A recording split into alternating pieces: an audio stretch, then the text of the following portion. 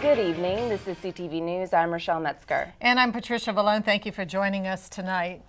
Well, emergency workers canvassed the Oxon Hill neighborhood where 5 people died yesterday of carbon monoxide poisoning. Firefighters went door to door checking for working smoke alarms and answering questions about the deadly gas. Cuando abrí la puerta e introducí a la casa, voy encontrando dos muertos, dos cuerpos. El cuarto, los demás no los había visto. Marvin Chavez Quintero says when he arrived at his stepmother's house in Oxon Hill yesterday morning, he found dead bodies in every bedroom, including his father, 56-year-old Oscar Chavez, and his wife, 44-year-old Sonia. Sonia's sister, Nora Leiba, also perished, as did 2 men who rented rooms in the house, Nelson Lanverde and Javier Segovia. Carbon monoxide levels inside the home, which sits in the 700 block of Shelby Drive, were more than 500 parts per million, a lethal level. This morning, fire officials canvassed the area, passing out tip sheets and checking furnaces, as well as smoke and carbon monoxide detectors. Yesterday, we had a catastrophic failure of a piping of a heating system that allowed carbon monoxide to pump into the home as high as 560 parts per million, which is 500 times above normal ambient air. Frankly, those people didn't have a chance. Fire Chief Bashore joined in the neighborhood canvassing, assisting Ella Terry with a home inspection check.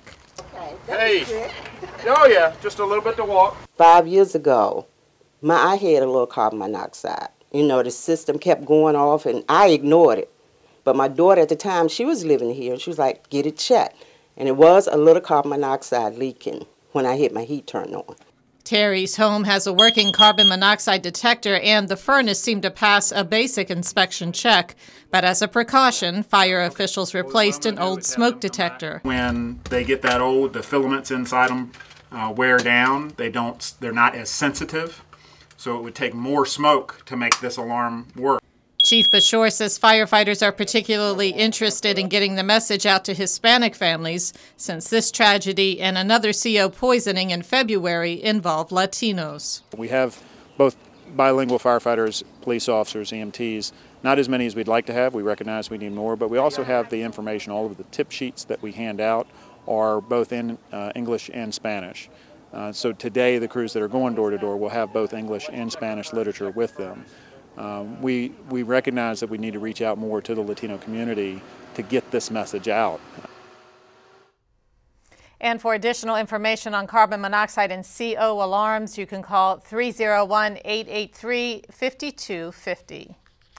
Well, Maryland leaders are considering 2 special sessions in the coming months, one on taxes, the other on gambling. A closed-door meeting between Governor O'Malley and the 2 Democratic leaders of the General Assembly failed to produce a formal agreement. But under a framework proposed by O'Malley, lawmakers would return to Annapolis in mid-May to work on a revenue package and again in the summer to take up gambling legislation. Meantime, local jurisdictions, including Prince George's, are preparing for a doomsday budget. It's about just under $54 million that we would have to adjust the current FY13 proposed budget. The bulk of that adjustment is due to, will be felt by the Board of Ed. However, it also impacts about $4.5 million outside of the Board of Ed. So as a result of this, we will have to make at least $4.5 million in reductions to other county agencies and then work cooperatively with the board to figure out how we can get their budget in alignment if, you know, a special session does not occur.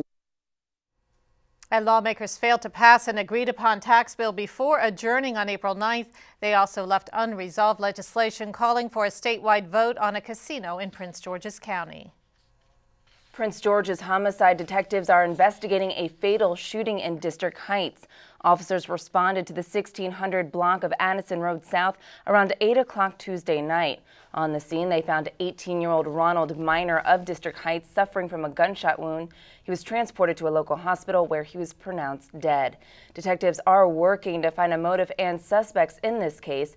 Anyone with information is asked to call the anonymous Crime Solvers hotline at 1-866-411-TIPS. And I'm Rochelle Metzger. You're watching CTV News. And I'm Patricia Vallone.